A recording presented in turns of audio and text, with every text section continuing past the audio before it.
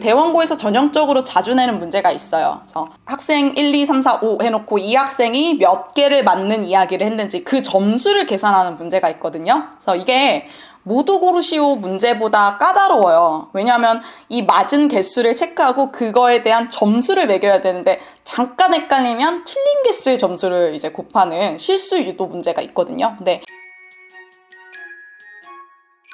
안녕하세요. 2023학년도 대원고 2학년 1학기 중간고사 리뷰 시작하겠습니다. 먼저 중간고사가 어땠는지 총평 말씀드리고요. 세부적인 특징을 말씀드린 다음에 다가오는 기말고사는 어떻게 준비해야 되는지 말씀드리겠습니다. 네, 이번에 대원고 시험 어려운 편이었어요.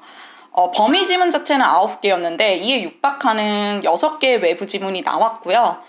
심지어 이 외부 지문이 좀 다양한 장르에서 나왔죠. 그래서 가사라든지 시, 비문학 철학 지문, 그 다음에 국선생전이라는 가전책까지 다양한 분야에서 나왔기 때문에 이를 해석하는 것 자체의 시간적인 압박이 분명히 있었을 것입니다.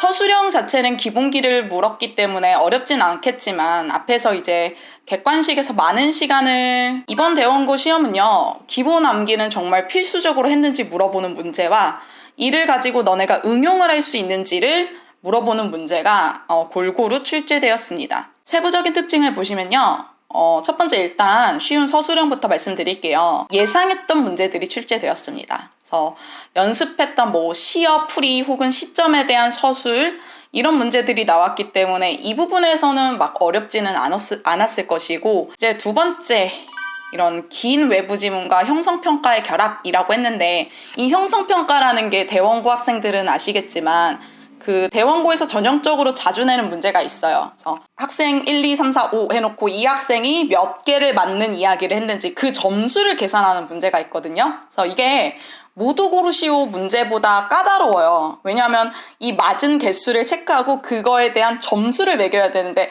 잠깐 헷갈리면 틀린 개수의 점수를 이제 곱하는 실수 유도 문제가 있거든요. 근데 이 실수 유도 문제가 긴 가전책 혹은 소설과 같이 결합됐기 때문에 시간 소요가 상당했을 것으로 보입니다. 또 아이들이 조금 어려워하는 부분이 비문학 지문을 가지고 오는 것인데요. 이번에 21번의 시뮬라르크에 대한 지문을 이제 우리가 알고 있는 기존의 작품과 결합해서 대응할 수 있는지 에 대한 문제가 있었습니다. 따라서 비문학 독해도 기본적으로 조금 필요했고 그를 작품에 적용할 수 있는지를 파악하는 문제가 조금 어렵게 등장했습니다.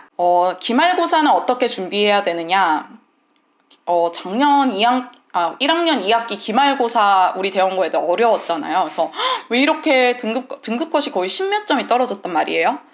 그 경향이 계속 이어지고 있습니다. 그래서 난도 상승 경향이 뚜렷하기 때문에 이제 더 이상 우리는 학교에서 주어진 지문만 연습할 수는 없어요. 외부 지문 연습 필수입니다. 그리고 서술형은 아직까지는 우리가 공부할 수 있는 혹은 출제 예상 가능한 부분에서 나오기 때문에 반복적으로 연습을 하셔야 되는 게, 반복 연습을 하시지 않으면 짧은 시간 내에 쓸 수가 없거든요. 따라서 외부 지문과 객관식 부분에서 시간을 충분히 투자하고 서술형 같은 부분은 정말 기계적 혹은 반복적으로 연습한 것이 튀어나올 수 있을 정도로, 그래서 모든 문제를 풀 수 있게 하는 것이 기말고사의 목표가 되어야 하겠습니다. 이번 어려운 시험 치르시느라 고생 많았고요. 이 경향 이어질 예상으로 보입니다. 그래서 열심히 공부하시고 외부 지문도 틈틈이 보셔서 좀 다양한 작품을 접하는 능력을 키우실 수 있도록 바랍니다. 감사합니다.